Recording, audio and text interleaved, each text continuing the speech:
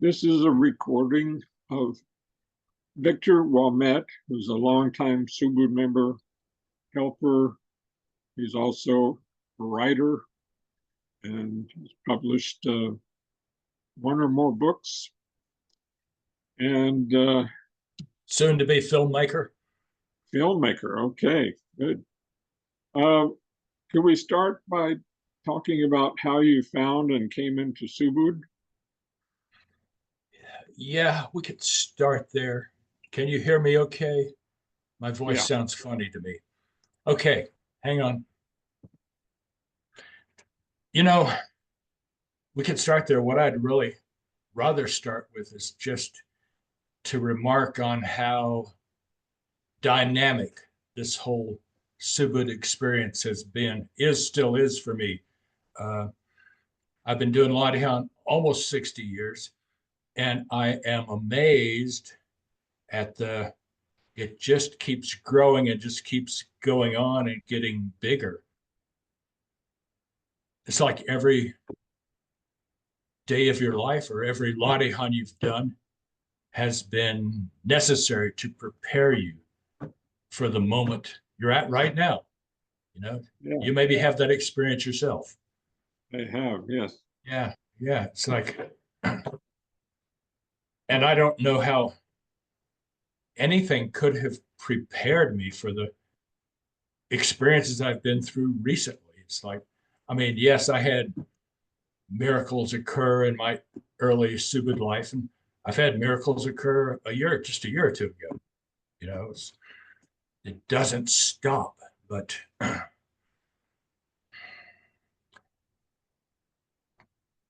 one thing that's come to me is that my life has gotten so much simpler now than it used to be, and thank Almighty God for that. My life has come down like I've narrowed it down to five rules to live by. So they're so simple. It's like eat when you're hungry, sleep when you're tired, make love like you're praying, step up when life calls your number, and never give up on anyone. Never, ever give up. And uh, that part about stepping up is like your capacity to do that grows and grows the longer you do the Latihan. I thought it was pretty remarkable. You know, 45 years ago, I held my mother's hand while she died, and it was a peaceful, almost joyful experience. But that was a long time ago. Then last year, I got challenged with that again. My wife got sick very suddenly with some aggressive, nasty cancer. You know, it's like going from one day there's like no visible symptoms, and 4 months later she's gone. You know, and I had the blessing and the experience of being there with her when she passed, being able to call on call on the Latihan, and it's there. You know, you, it's a wonderful experience. And then just a few weeks later, I had to do that with my son. And I remember I was with him in Salt Lake City, and my Liliana's memorial was on a Friday. So I flew home on a Thursday night to go to her memorial. And right before the memorial started, I got word that they'd taken him off intensive care and they sent him home with a bunch of morphine to die, really. So the next day, Saturday, I'm going back to Salt Lake City. We stopped in Phoenix, and I remember I sent a text to the people who were with him. I said, "You tell Ben he damn well better wait for me." And they texted back and they said they'd read that to him. He was pretty much out of it. But he had nodded. He acknowledged that he'd gotten the message. And I'm sitting on the ground in Phoenix on the plane, and I called to Liliana, my wife who had just passed. I said, "Please come help me. Come help me." And she came. She came, but and some of my other ancestors too. But suddenly there was this big presence in the vision, and it was like it was Bapak there, you know, and he was saying, I was like, don't worry about it, I got this. But so to be able to go on and get off the plane in Salt Lake City, and 3 hours later he's passing, but the light on is so strong, you know, so vibrant inside me that, you know, I really thank God for the experience. You know, I uh, I had this receiving, I suppose you would say, maybe a week or two ago. It's like, because the grief I felt has just been overwhelming at times. At times, I got this message is that, you know, you can only experience great grief if you've experienced great joy, great happiness. The world is in equilibrium, it's in balance. It's always striving for balance, you know. So, you know, I think through the Ladihan, I'm able to sit in gratitude for all the, you know, the joy that I've experienced. And yeah, I have to pay for it now a little bit with some grief, but God, it was all worth it. You know, but I thank the Ladihan that I've had that ability, or the life force has been strong enough that I was able to step up at the moment that was necessary. So that's not really answer to your question, but that's what came up. If anybody watched 5 minutes of this, that's what I'd want them to see. I want them to see the dynamism, how it doesn't slow down. You don't stop growing. It just gets better and better. So what did you ask me? um, I asked you how you found and came into Subud. Ah, okay. Well, actually, my coming into Subud and a few other strong Subud families, and also stemmed almost directly from this event, was that I took some LSD one day. I'm walking on the streets of Aspen. My good buddy Stevie Libman came up to me and said, "Hey, man, these two chicks just came into town. They got some LSD. Says, I'm going to go take some. You want to come along?"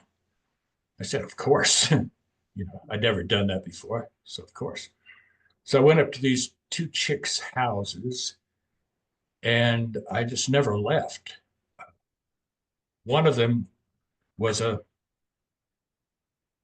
not just a, they were both Subud members, but one of them was not just a member. She was actually one of Bapak's favorites, which I would learn later. And because of that, you know, that little Stevie Libman ended up getting opened down in Los Angeles, and Redmond Gleason, his wife, ended up getting opened, and some other families you could probably think of were indirectly, you know, affected by all that because I took some LSD one day. You know, anyway, that's what I'm saying happened. So that was my early experience. I was just, as you know, a farm boy from North Carolina who was pretending to be a ski bum in Aspen, right? You know, that was kind of a joke, but yeah. And so through that experience, you know, I met my wife, Laraswati, and went on to just live in my mind, a miraculous life, beautiful life. So I don't know. I could talk about some of the early things that happened, you know, the being with her was kind of like being living in serendipity, you know, 24 hours a day, just never knew what was going to happen because, well, she was very pretty. I suppose that helped. And I remember before I was open, we were driving to Los Angeles and driving out of Las Vegas in a little Volkswagen. The engine blew up there's a big pass that you go over before you go down into into California. It's right before we got up to the top of the pass. And it's probably midnight. I don't know. The side of the road, broke down Volkswagen. We flagged down this truck and thought, well, they'll give us a ride. The guy said, well, I could give you a ride, but if I just pull you up to another 300 feet up here to the top of the pass, you can coast 20 miles down into California. I think it's into Baker. I can't remember. So he gave us a boost. And we rolled down the hill for 20 miles, pulled in at this, stopped about 100 feet from this truck stop or first gas station there, pulled in behind some big long truck and, went to sleep for a few hours, right? So we got up the next morning. There's this big trailer in front of us. They used to haul boats or something. She sat down on the back of it, made the trailer jiggle, and the guy, the truck driver, he was awake in an instant. Come out and see what the hell's happening to his truck, man. Yeah, she talked to him for a minute. He ended up putting our little Volkswagen up on the back of his trailer and putting me and Laura Swati and our dog, Cece Bond, black poodle, in his cab. Drove us all the way to LA, dropped us at the mechanics. And, I don't know. Stuff like that just happened all the time. It's like, I didn't even think about it very much. It's fun to remember. Yeah. Have you had much experiences being around Bapak? Being around Bapak.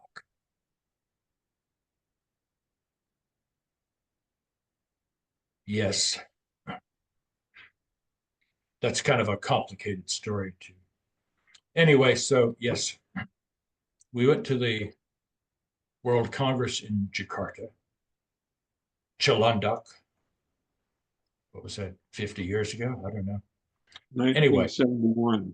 1971. So my wife and I were having marital difficulties, shall we say. I was kind of a stubborn guy, so it was probably mostly my fault. So we're at the Congress, and Bapak gives this long talk on marriage this one night. And so the talk is over. We go back to these bamboo huts where we're staying, and there's a lot of noise and rattling and bumping. A lot of people obviously having sex after going to hear Bapak's talk on marriage. And being the dummy that I was arguing, right? But anyway, so Larswati was pretty tight with Bapak's family, with Muti and Tuti and those folks. And so the next morning she went off to be with him, and I guess she was complaining about me or something like I don't know. Anyway, talking about our experience. A little while later, she came back to me and said, Bapak wants to see you. I said, oh, okay. So he was in Sudarto's patio, sitting out there talking. There were probably 8 or 10 men there, Sudarto, a few others or whatever. I had talked to Siddhartha earlier about our marital situation, right? He had told me some things. So I got there. As soon as I walked into that little patio, my head was spinning. I could not have kept a logical thought in my brain if I had wanted to, but I could listen. And I remember Bapak said something like, says, well, what Sudarto has told you was not 100% incorrect. And I looked at Sudarto and he was like shrinking because that's an Indonesian way of saying that you messed up. He was criticizing Sudarto in a very nice way of doing it. And that was funny. And then because I'd had an affair with a woman, I was still quite enchanted by her, I suppose. Then Bapak said to me, he says, well, Bapak can't tell you what to do. You can stay with your marriage or you can go with this other woman. But if you go with this other woman, it might not turn out the way you want it to. And I was conscious enough to say, that's a very nice Indonesian way of saying, if you do that, you're a fool. That will not work out. Yeah. So it was, and then I got dismissed. I got walked away from there. Somebody took me away, thank God, because I don't know if I could have made it on my own. And then that night, Bapak gave the same talk again about marriage. It was very far out because he knew that some of us hadn't gotten it. You know, so that was my, I suppose, my only one-on-one experience with Bapak, apart from saying hello a few times. That's pretty strong. Yeah. So what happened in the marriage after that? Oh, we tried to work on it for a couple of years, and it finally ended.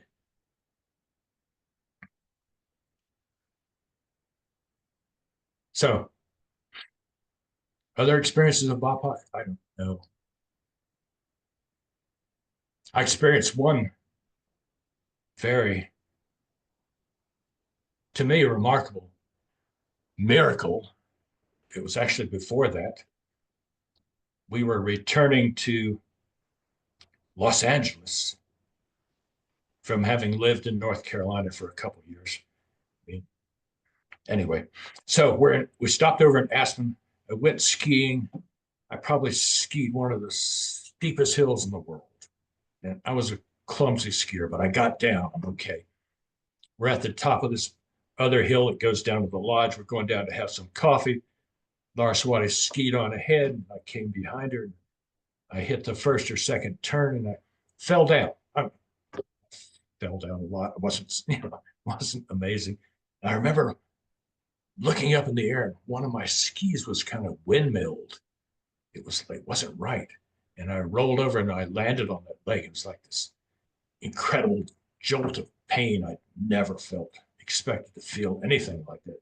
Then it happened again, So anyway, they took me to the hospital, and after a while, the surgeon came in, and he showed me this X-ray of my leg bones all shattered right where they join the ankle. And he said something encouraging, like, "Well, you'll be able to walk again. Uh, you may be able to run too, but I don't think you'll ski." It was, again, surgeon's way of saying your leg's really messed up, man. And and again, it was like, I'm probably with one of the best orthopedic surgeons in the world, in that, he'd been part of the mountain division, I think the 10th division of the mountain troops, that a lot of them went back and sort of brought Aspen to life after the war. He'd been a surgeon. He'd been a doctor in that troop. And he's like, he's probably operating on the richest people in the world that came there to ski. He's like, but he's also crazy. His, his name was Robert Bernard. His nickname was Bugsy. And Bugsy was half crazy. But anyway, I'm in the hands of one of the best guys in the world. And so they gave me the whatever, knocked me out, put me in the operating room. And a few hours later, I woke up, right? And Bugsy comes in. Dr. Bernard comes in. He has this strange look on his face. He says, "Well," says, "I just witnessed a miracle." And this was from a guy he's seen some stuff, right? He said, "I just witnessed a miracle." He says, I open up your ankle and I put this titanium rod in the little bone of your leg just to bring it all back together.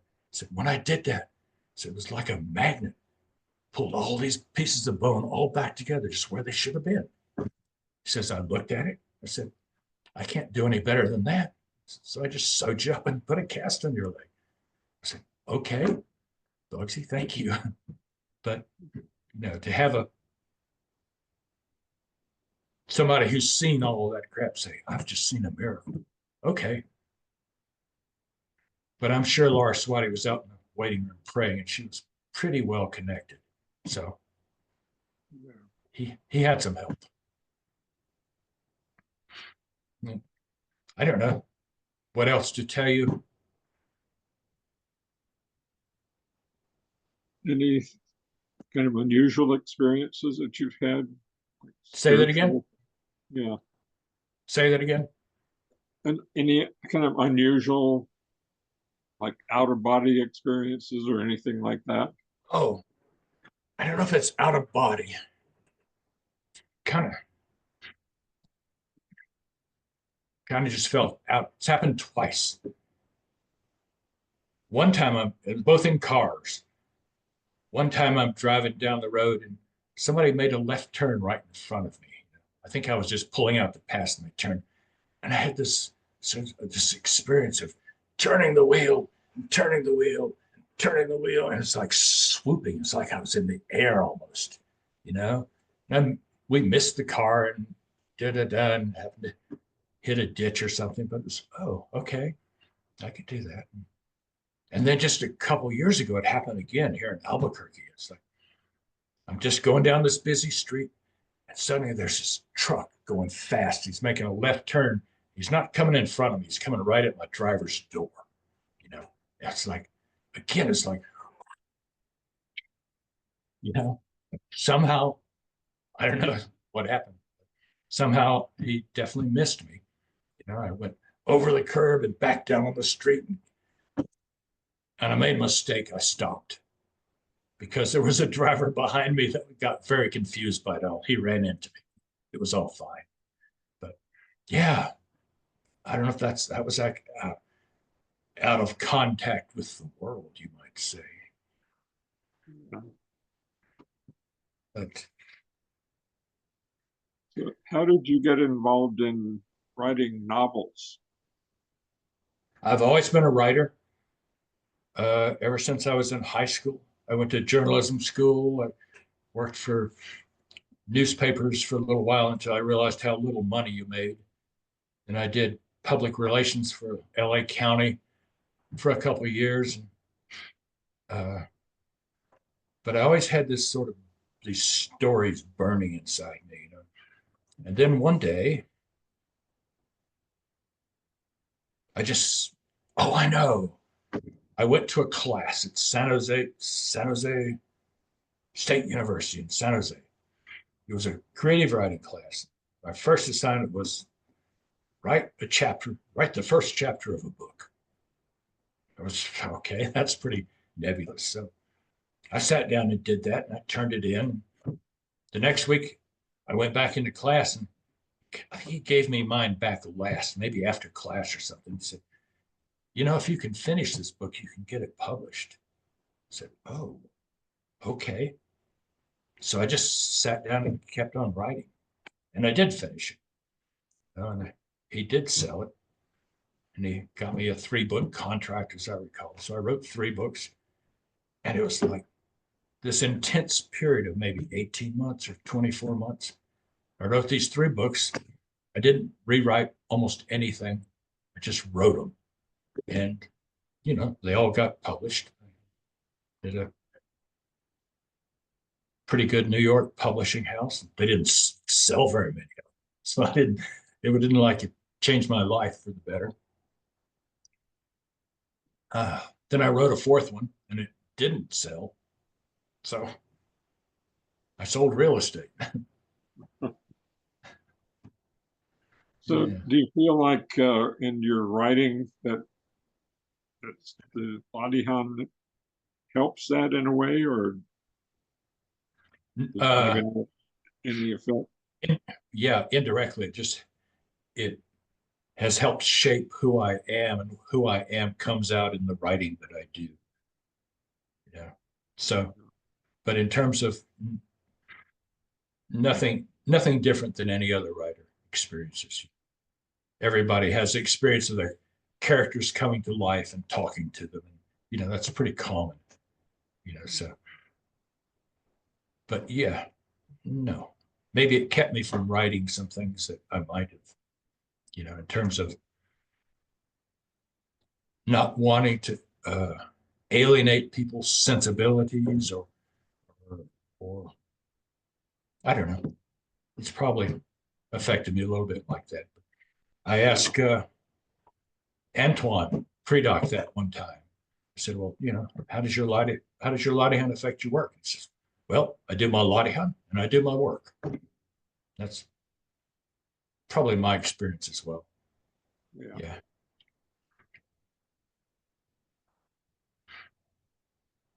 anything else come to you and that you would like to share? that I would like to share. Um,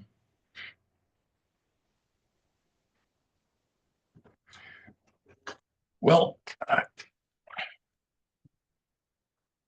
I think the blessing has been that just from making this huge, for me, journey in my life from one way of being to a whole different way of being, uh, having no expectation or any that that would ever happen.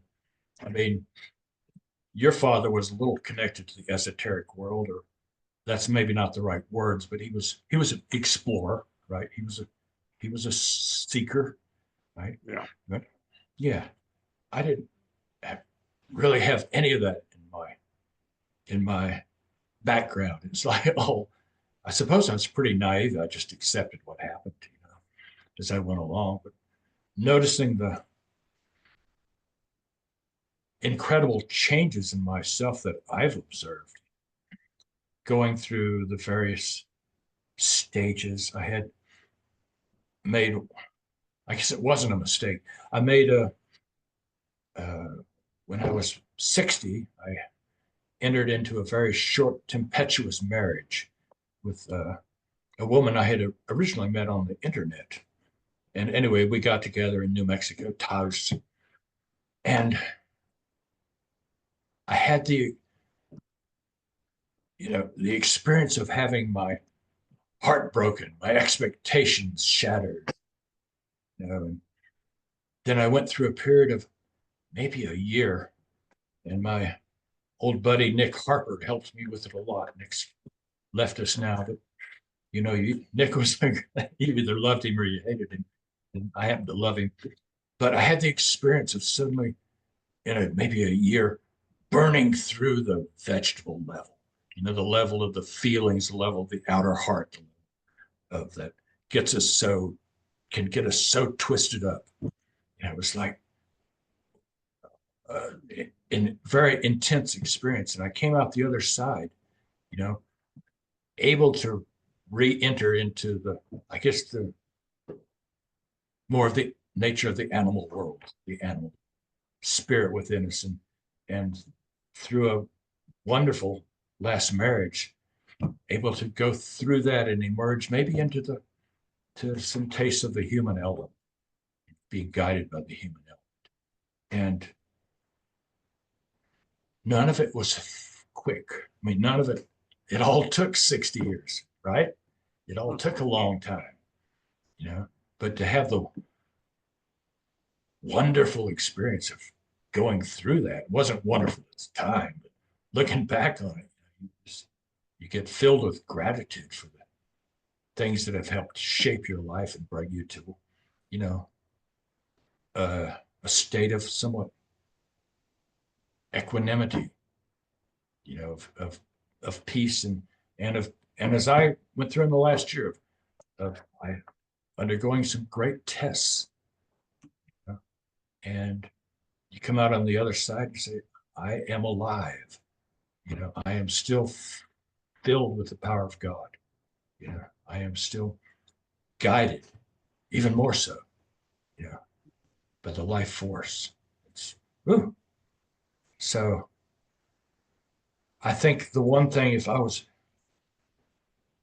a couple of years ago, the last time we had something at Manuka, somebody asked me, said, well, Victor, what are your hopes for Subud? I said, I have no hopes for Subud. And to my mind, it wasn't a positive thing. It wasn't a negative thing. It's just, I don't know. Hope's I'm kind of beyond hope. I don't know what I believe in what happens. I'm not much into hope anymore, positive or negative. But actually, I've kind of rekindled a little hope in my past 6 months or so, you know. And I just went to a helpers event, and I had this one of the things that happened there was I had this receiving that I will not enjoy greater, more success in my life unless I become active in Subud again. So that was kind of nice. So I'm endeavoring to do that. And knowing that every day that I'm on this earth is a day that I get a chance to grow a little more, stretch a little more, experience a little more, know a little more, feel a little more. It's wonderful. Maybe that's why we're here. Maybe so. Maybe so. And one of my reluctances in actually doing this interview, aside from hating Zoom, was I I try to stay out of the past. And it's been fun reminiscing about some things and thinking about it before this, but I try so hard to try. I tend to stay out of the past. Try to stay in the I try to stay out of the future too. It's like I remember I found some old writing of mine a month or so ago. Anyway, it said something like, I have no place. I have no, I don't know what time it is. And then there's a break, and then it said, my place is here. My time is now. Then at the bottom of the page was a note to take Ben to boxing. So he must have been 13, must have been 40, 30 years ago. I wrote that stuff that I just found. It's so funny. Yeah. But so my time is now. My place is here. And what I'm doing with my time now is I'm making movies. So So how did that come about? I stopped writing novels and I started writing screenplays because I wanted to write down what I saw. And in a screenplay, you have a descriptive thing which actually tells the camera what to shoot or the director how to set the shot up. It's like it's not the character saying, "Oh, the mountains are blue today." No, the camera shows the blue mountains, right? It's like, shh. So I wanted a different way to describe what I was seeing and what I was feeling. Oh, and I had a great experience. There's a place in New Mexico called Truth or Consequences. And it was a town that got renamed after a TV show. They had a contest where these towns could apply to be renamed. So this town won it. It used to be called Warm Springs or Hot Springs or something. They have this great museum there. Looks like a little storefront. Never guess what, but you go in and it goes on and on and on. And I don't know, they have pottery in there from 3,000 years ago. They also have a display of the Indians that used to live there, the Apache. So I'm wandering through there, and there's this face up on the wall. It just reached out to me and grabbed me and would not let go. And it was a face of a woman. The name we know now is called Lozen. She was an Apache woman warrior, rode with Geronimo, was a very, very famous among the Apache, not so much. They kind of keep her a secret. But anyway, I ended up writing a script about that, which I will make one of these days. Right? It's called The Last Apache Warrior. But just having that experience of having somebody jump down off the wall from a picture from 150 years ago. I don't know. So, my life is still filled with miracles, excitement. I got so excited a few months ago, I stopped drinking. So I've got 152 days sober. Yeah. No more shopping at Trader Joe's for red wine. Sorry, Joe. Okay. All right. All right. That's what I got. You got any more questions? Um, I can't think of anything right now. But There's one more useful question. yeah, What's next? I was thinking about that. I was going to ask you what you felt about what is next. What is next? Yeah. I'm going to make my first movie. Hopefully, we'll shoot it this summer. Um, I'm like you. I'm not anywhere close to being retired. Uh, I'm remodeling an old commercial building in downtown Albuquerque, trying to make it into an art center. It's going quite well, actually. So Good. that's exciting. You know, got art studios and photographers and body workers, and we're going to make a coffee shop. You know, I'm hoping that there's this one guy. I'm hoping to lure there. He does this crazy thing. He has an elevator. It's like this thing that's like an apparatus. It's like an elevator. And apparently, I haven't done it yet. You get in the elevator, door closes, and there's the sensation of the elevator moving. And then suddenly you look out the glass, it's glass. You look out the windows. It could be anywhere in the world. It could be Paris. It could be London. It could be Jakarta. You know, it's just, and apparently it's a completely immersive experience. Anyway, I want to get that guy in one of my studios and have that be an attraction. It's wonderful. Anyway, that's fun. Yeah. Anything about your personal life you want to share with other people, or you just want Uh, I can't think of anything. I have a wonderful daughter who's living with me now. That's nice. Um, otherwise, I'd have this great big house to ramble around in, right? All by myself, so I don't have to do that. Um, any other experiences around Ben's passing? Uh,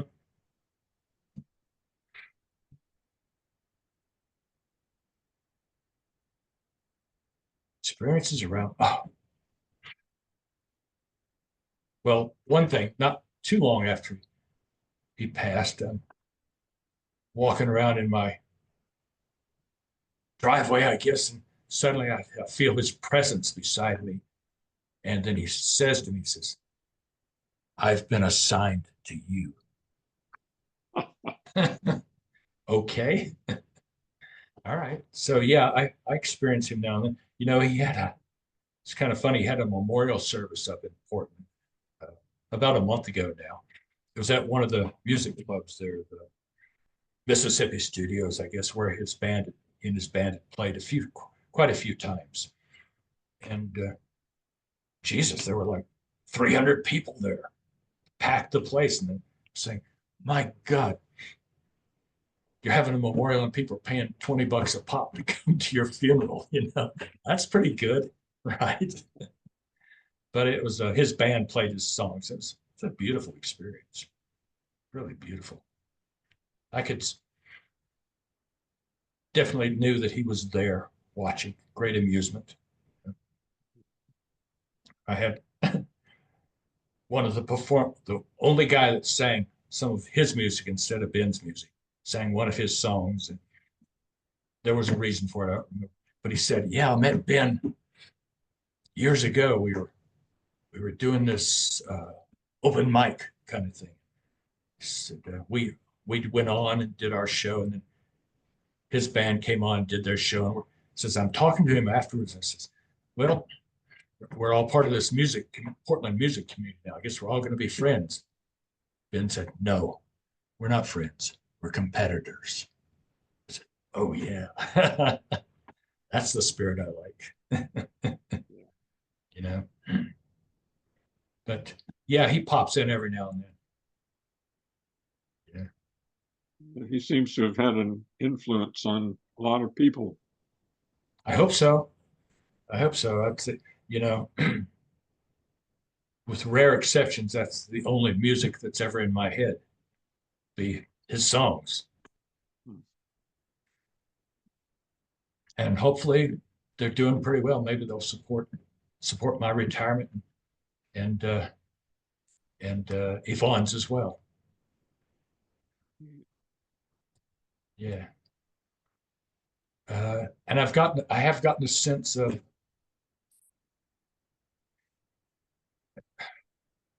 the expansiveness of the world beyond this. You know, my wife Liliana's not around as much as I kind of expected or hoped, right? And I realized, now she's got other things to do. You don't stop growing. You don't stop expanding, experiencing just because you've crossed over into another world. You know, you got more things to do. Say, Yeah. oh, yeah, okay, okay, yeah.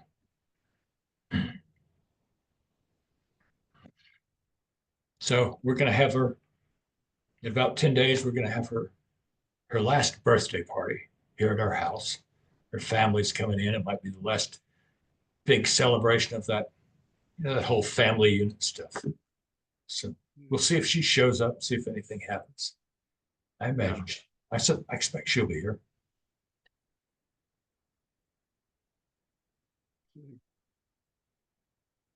Well, I don't have any more questions, but if you had anything else you want to add? I can't think of the thing. I just think, wish everybody a wonderful life. You know, Yeah. be open to new experience, open to continued growth. You know, it's like, see if I can remember. Like Rumi says, people are going back and forth across the door sill where the two worlds meet. What's the next line? Oh, I can't remember it. I'm sorry, but the the cap line is, "Don't go back to sleep. Don't go back to sleep." So Yeah, believe that births and deaths are kind of ways to, you get a little glimpse of the other side when those things happen. you get a little glimpse. Yes, yes, and sometimes you get further glimpses too as time goes on. You know, Yeah. yeah. So, anyway, hey, thank you very much for being persistent in setting this up. Thank you for doing it. All right. Yeah. God Okay. bless you and yours. Same to you. All right. Bye bye.